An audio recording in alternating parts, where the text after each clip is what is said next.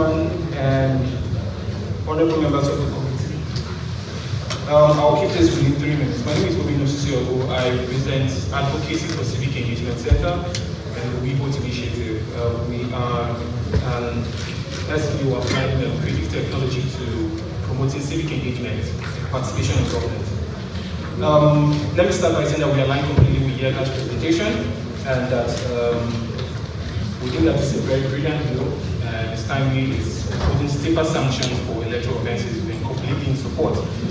But we have one issue. We are concerned with only one section of the bill.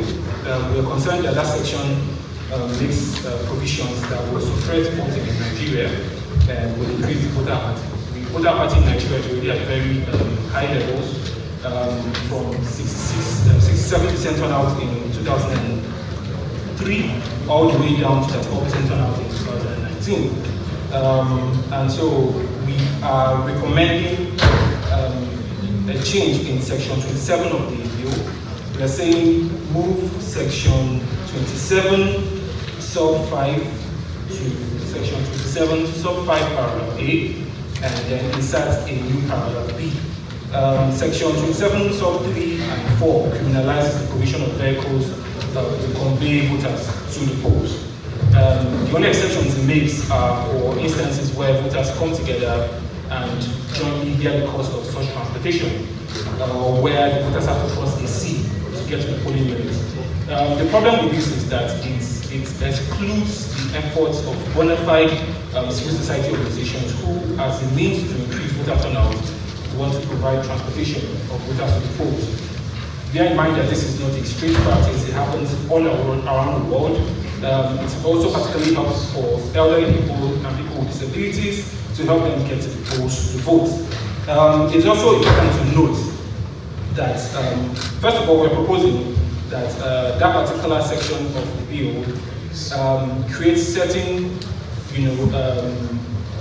provisions that protect civil society organizations who have established themselves to want to be registered organizations under the extant laws of the land, to be non-partisan, independent, non-profit, and to actively not be campaigning for the election of any particular candidate. So if these organizations meet these demands, then they should be able to convey voters to the polls. Very important. And it's important because voter apathy is very costly. It's been costing Nigeria a lot of money. In 2015, INEC spent 120 billion naira for 17 million registered voters. In 2019, the last general elections, INEC spent 189 billion naira for 82 million registered voters. Now here's the problem. At the last election, the voter turnout was just 34%. That means it can be argued that we as a country wasted 124 billion naira on the elections. We also look at the matrix. Naira Matrix, for instance, pointed out that at the last election, on the Friday preceding the postponed elections, presidential and general elections, because most organizations did a half-day work on that day, closed half-day, the country incurred economic losses of over 500 million naira. And 500 billion naira, sorry.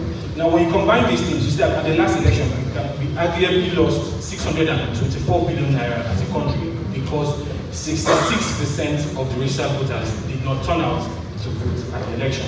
And so, while we are in support, complete support of this bill, we are saying that in a bid to prevent electoral offences, it's very important that we do not discourage or aggravate the already abysmal voter turnout in Nigeria. We want to express our gratitude to the chairman of the committee and the other members of the committee, and we also want to give a big shout out to Yaga and the European Union for championing electoral reforms in Nigeria. Thank you very much. Well, thank you very much.